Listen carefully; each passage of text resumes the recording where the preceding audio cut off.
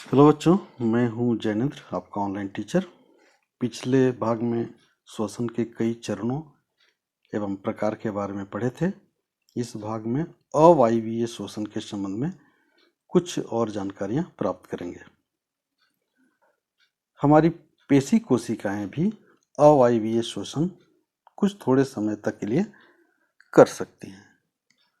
वास्तव में यह प्रक्रम तब होता है जब ऑक्सीजन की अस्थायी रूप से कमी हो जाती है, जैसे बहुत देर तक व्यायाम करने से, तेजी से दौड़ने से, अत्यधिक टहलने, साइकिल चलाने अथवा भारी वजन उठाने और कई अधिक श्रम जैसे कार्य करने से हमारे शरीर को अत्यधिक ऊर्जा की आवश्यकता होती है। लेकिन ऊर्जा की आपूर्ति के लिए ऑक्सीजन की आपूर्ति जब सीमित हो जाती है तो ऐसी स्थिति में कोशिका में जमा ग्लूकोज बिना ऑक्सीजन के ही विखंडित होने लगता है, जिससे अतिरिक्त ऊर्जा की मांग को पूरा कर लिया जा सके। तो इस स्थिति में जब ऑक्सीजन के बिना ही ग्लूकोज विखंडित होने लगता है और ग्लूकोज विखंडित होकर के लैक्टिक अम्ल बनाता है, साथ में कार्बन डाइऑक्साइड और ऊर्जा भी प्राप्त होता है। तो जब ग्लूकोज विखंडित होता है तो लैक्टिक अम्ल मांसपेशियों में जमा होने लगता है, जिसके कारण पेशियों में ऐंठन होने लगता है और दर्द होने लगता है। तो साधारण सा है, अवायवीय श्वसन किसको कहते हैं? यहाँ लिख लीजिए, अवायवीय श्वसन।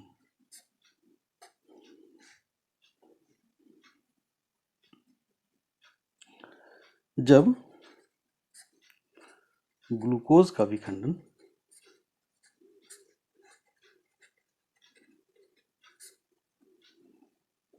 ऑक्सीजन के बिना ही संपन्न होता है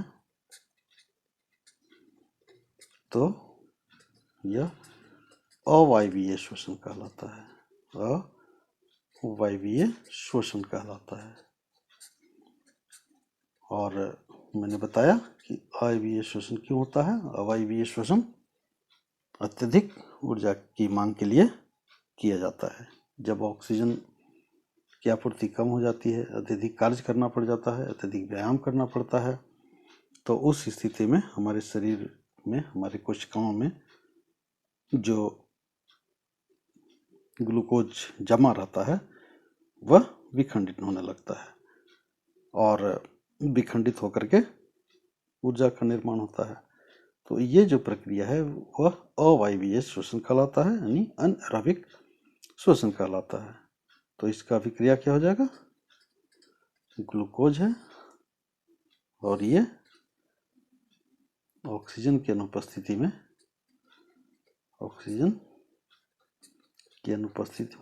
इसको जान लीजिए कि इसमें ऑक्सीजन की आवश्यकता नहीं होती है और ये क्या बनाता है? लैक्टिक अम्ल बनाता है। और कुछ पिछले भाग में पढ़े थे ईस्ट के बारे में, जो कि ऑक्सीजन के बिना ही शोषण करता है और वह अम्ल में बदलता है ग्लूकोज को।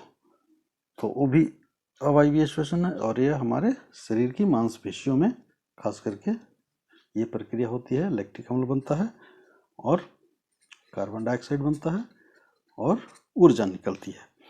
तो जो इस प्रकार की श्वसन है वह अवायवीय श्वसन है। तो ये जो लैक्टिक अम्ल है ये क्या होता है कि हमारे शरीर की मांसपेशियों में जमा हो जाता है, जिसके कारण पेशियों में ऐंठन होने लगता है और दर्द होने लगता है। तो इसे दूर करने के लिए क्या करना पड़ता है? गर्म पानी से सेक सकते हैं। शरीर के मालिश करने से भी ऐंठन से आराम मिलता है और दर्द चला जाता है। और गर्म जल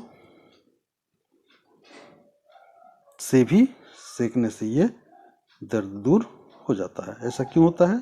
क्योंकि गर्म जल तथा मालिश करने से रक्त संचरण बढ़ जाता है और शरीर में ऑक्सीजन की आपूर्ति बढ़ जाती है और पेशियों में जमा लैक्टिक अम्ल का पुनः विखंडन हो जाता है। तो जब मालिश की जाती है या गर्म जल से सेका जाता है तो ऑक्सीजन की आपूर्ति होने लगती है, रक्त का संचरण बढ़ जाता है और तब क्या होता है कि लैक्टिक अम्ल पुनः ये अपने जो कार्बन डाइऑक्साइड है, जल है और ऊर्जा में टूट जाता है। तो इस तरह से लैक्टिक अम्ल पुनः टूट करके और कार्बन डाइऑक्साइड, जल और अंततः ऊर्जा मिलती है और इस तरह से हमारा जो दर्द होता है, जो ऐंठन होता है, वह चला जाता है। तो ये हो गया श्वसन के बारे में। श्वसन, अंतः श्वसन, बाह्य श्वसन जो पिछले भाग में आप पढ़े थे, इस भाग में अवायवीय श्वसन। और अब आप जान लीजिए जो हमारे शरीर का मुख्य भाग है, श्वसन तंत्र। और ये श्वसन तंत्र हर एक जीवों में है, लेकिन मानवों में जो श्वसन तंत्र है वह एक सुव्यवस्थित, पूर्ण विकसित अंगों का समूह है। तो इसको लिख लीजिए थोड़ा सा। मानवों में श्वसन के लिए एक पूर्ण विकसित अंगों का समूह होता है,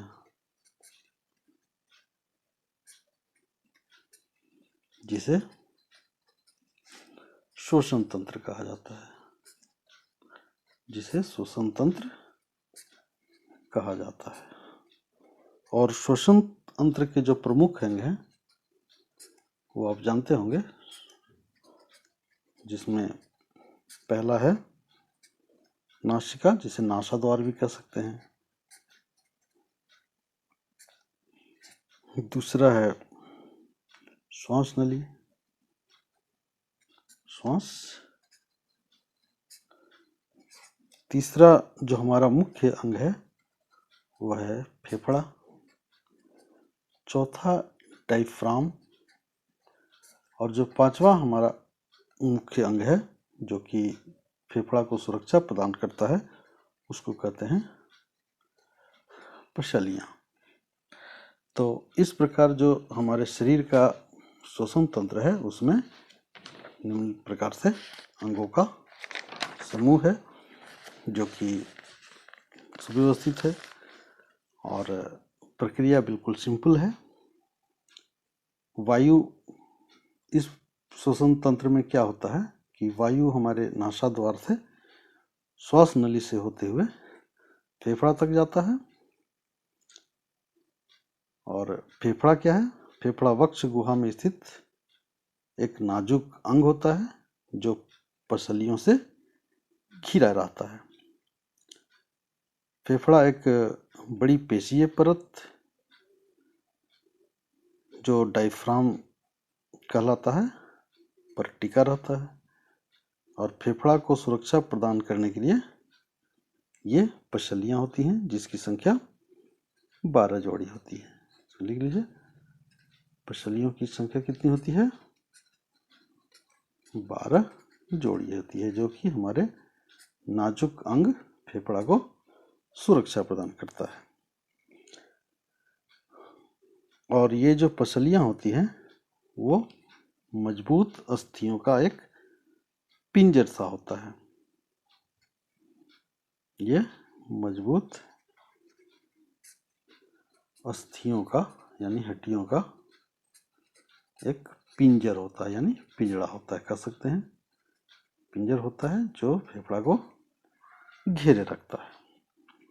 तो अंतः श्वसन में क्या होता है? अंतः श्वसन के समय पसलियाँ ऊपर और बाहर की ओर गति करती है और डायफ्राम नीचे की ओर गति करती है। यह गति वक्ष गुहा के आयतन को बढ़ा देती है और वायु फेफड़ा में आ जाती है। और उच्छ्वासन के समय में पसलियाँ नीचे की ओर और अंदर की ओर गति करती है और डायफ्राम ऊपर की ओर चला आता है, अपनी पूर्व स्थिति में आ जाता है।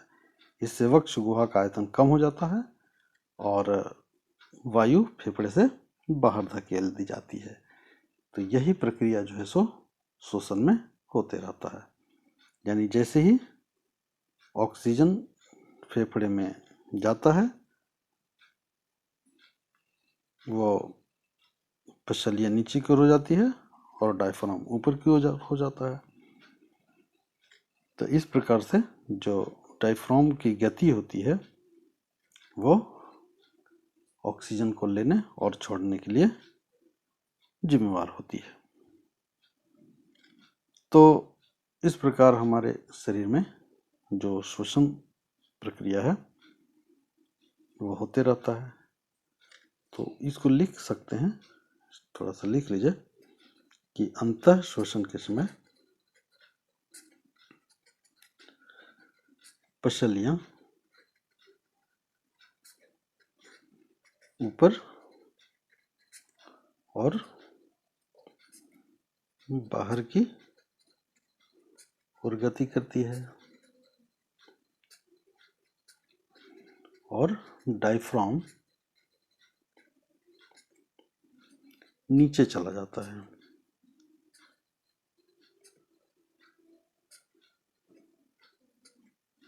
जिससे वक्ष गुहा जो है यानी जो हमारा फेफड़ा है का आयतन बढ़ जाता है और वायु फेफड़े के अंदर चली जाती है, फेफड़े के अंदर चला आता है।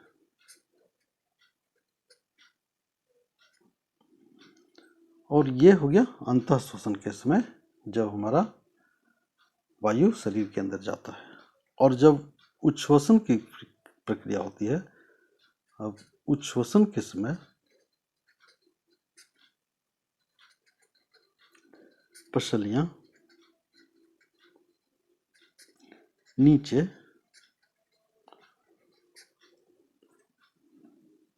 और अंदर की ओर,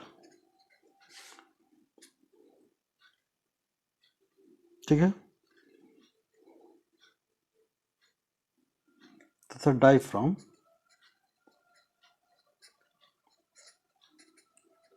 ऊपर की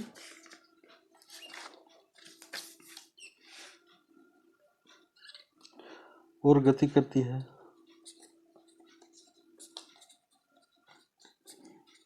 जिससे वक्ष गुहा का आयतन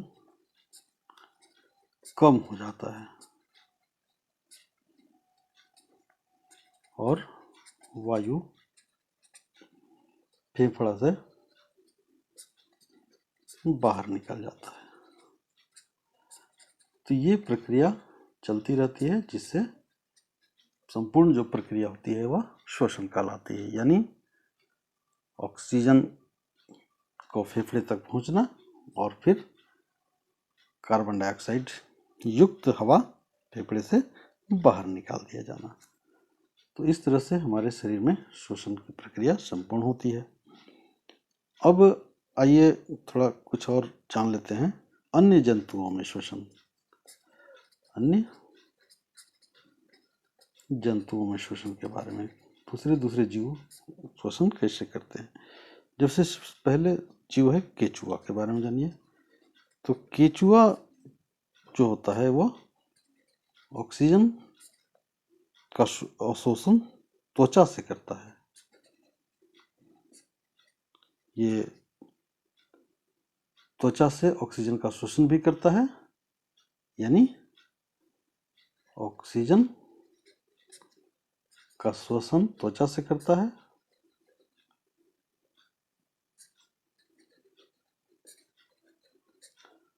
और त्वचा से ही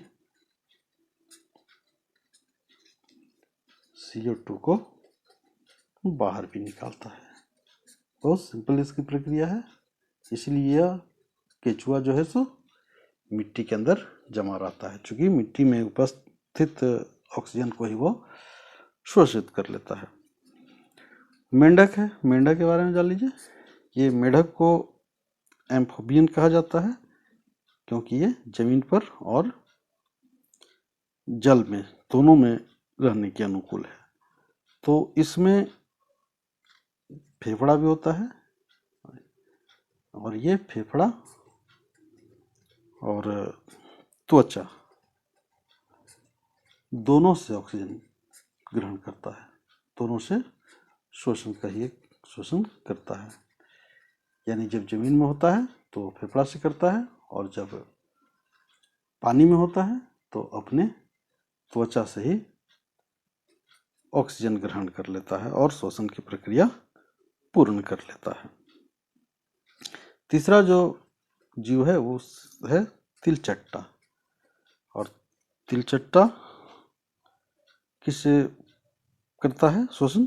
तो तिलचट्टा के पूरे शरीर में छोटे छोटे छिद्र होते हैं। क्या होता है? पूरे शरीर में छोटे छोटे छिद्र होते हैं, और इसे इन छिद्रों को श्वास रंध्र कहा जाता है। इन छिद्रों को क्या कहते हैं? श्वास रंध्र, स्पाइरेकल्स, स्पाइरेकल्स कहते हैं। और स्पाइरेकल से यानी श्वास रंध्र से ही तिलचट्टा अपने शरीर के अंदर ऑक्सीजन ग्रहण भी करता है और इसी से ऑक्सीजन छोड़ देता है। और इनके शरीर के अंदर ऑक्सीजन और कार्बन डाइऑक्साइड जैसे गैसों के विनिमय के लिए नालियों का एक जाल बिछा रहता है, जिसे श्वास नाल कहा जाता है। श्वास नाल कहते हैं या वातक भी कहते हैं इसको। ये याद रखिएगा इसको। यानी इनके शरीर में छिद्रों का एक जाल होता है नाली के रूप में, जिसे वातक या ट्रेकिया कहा जाता है। ट्रेकिया। चौथा जो जीव है वो है मछली। तो आप ये सभी जानते होंगे कि मछलियों के शरीर में गलफड़ा होता है, और ये गलफड़ा के द्वारा श्वसन क्रिया करते हैं। ठीक है, जिसे गलफड़ा को क्लोम भी कहा जाता है, या इसे गिल भी कहते हैं। कई इसके नाम हैं, गलफड़ा भी कहिए, गिल कहिए, या क्लोम कहिए। तो मछली जो है सो गलफड़ा से श्वसन करते हैं। और कुछ जलीय जीव हैं जिसमें गलफड़ा नहीं होता है, वो उनके शरीर पर एक छिद्र होता है जिससे शोषण करते हैं। जो पांचवा जीव है, या कहिए पौधों में श्वसन, पौधों में श्वसन। तो पौधों की पत्तियों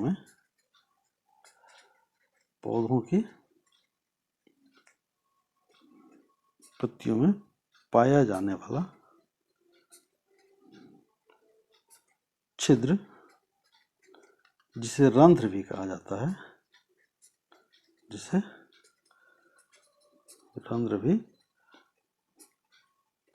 है, के द्वारा